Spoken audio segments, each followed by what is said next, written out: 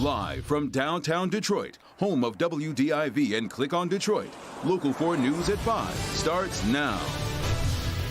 In the wake of scandal, the UAW announces new financial reforms. Will they be enough to satisfy the feds? Victor? Tonight, a young man is dead and a neighborhood is heartbroken, grieving, looking for answers. He was just so funny. He'd give you anything. Hear the details of the grisly discovery coming up.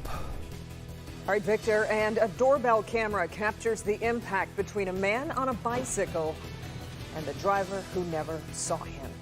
That driver did not stop. Police are now hoping you can help them track him or her down. It was Saturday night on 14 Mile Road between Utica and Hayes.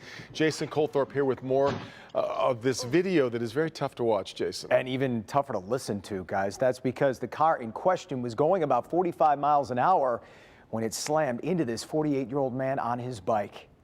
It was Saturday night, 7 p.m., right in front of a house on 14 Mile near Edgegrove in Fraser, when a bicycle suddenly veers from the right shoulder into traffic and is hit by a car. At that point, police say it wasn't the driver's fault, but as you can see, that changes when the driver doesn't stop. And because it was a Ring doorbell camera that captured this accident, there was sound.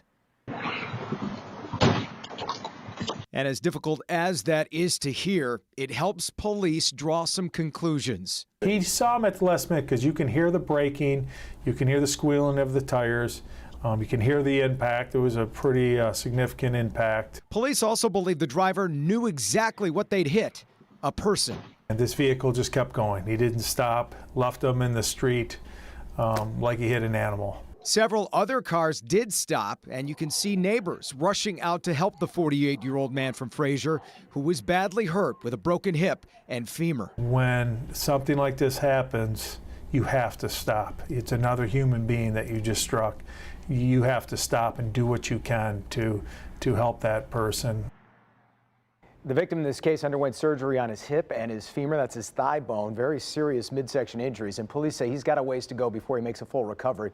They're also hoping to find that driver of the second car, hoping maybe that car, which was behind the car that hit this guy, got a plate number, maybe a description of the car. Well, in fact, what clue, because it is dark in the video. Yeah, all they really can say is it's an older model sedan, but they are looking obviously for some front end damage, but the bike was red and they think there might be some paint on that car, so if they see a car in question, check that. Yep. All right, Jason, thanks.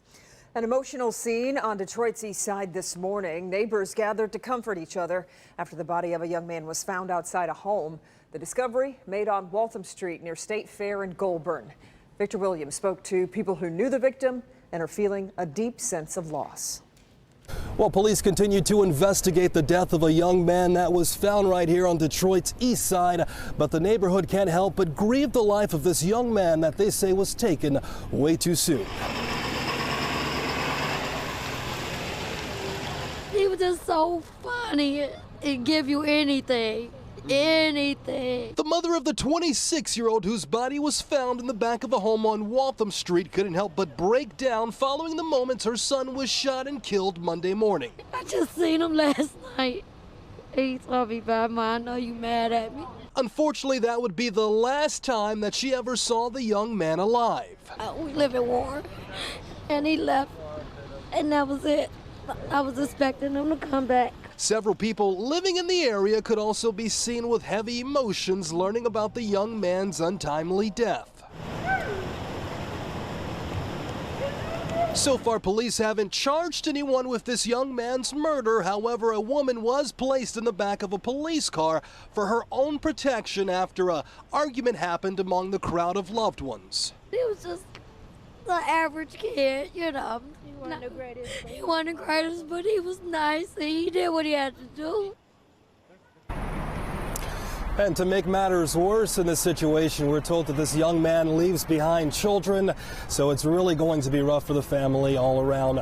Reporting live, Victor Williams, Local 4. Especially the holidays coming. Okay, Victor, thanks. Well, tomorrow we are expecting to learn the charging decision in the deadly shooting of Detroit police officer Rasheen McClain.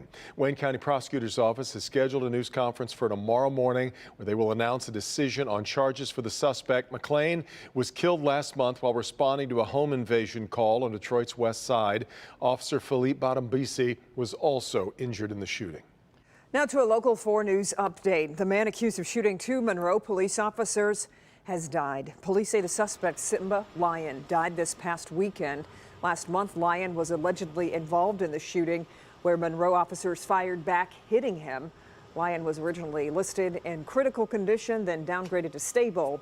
His cause of death is under investigation. Kind of gloomy out there as we come out of what for many was maybe a 4-day weekend if you were lucky. You're right. And Stretch. this morning, even like a few little snowflakes here and there, a little drizzle. Let's check in with Ben, see how the rest of the day is shaping up. Kim and Devin, just a reminder from Mother Nature. It is December now, so we're trying to make it feel a little bit more like that. And temperatures are definitely reflective of that. Not even at average right now. We're just barely above freezing in Metro.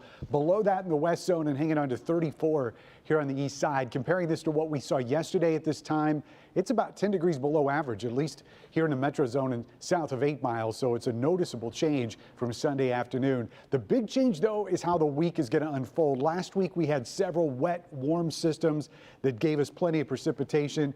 We've got a couple of those this week, but they're quicker and they're drier. So we'll look at the timing of potential flakes and what's turning out to be a pretty nice weekend, at least to start. More on that in just a few minutes, guys. Right, Ben. United Auto Workers ratcheted up tough new financial controls today on the heels of a declaration last month from interim UAW President Rory Gamble. That was to put an end to internal corruption. Business editor Rod Maloney live with the latest changes and exactly what they're designed to do. Rod?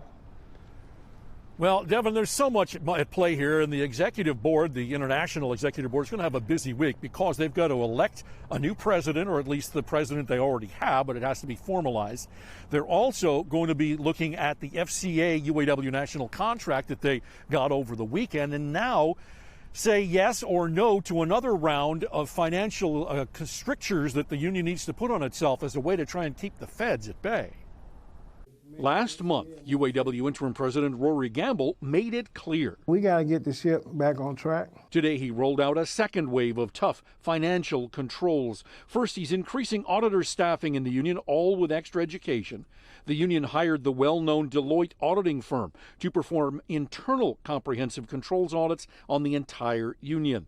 The UAW will also hire a new national external auditing firm to not only look back, but also handle future financial reporting, expand internal training in the treasurer's office, increase centralization of all accounting to better handle the information coming from audits, and institute strict bonding certificate enforcement, a long-winded way of saying that they intend to claw back union money taken by convicted leaders.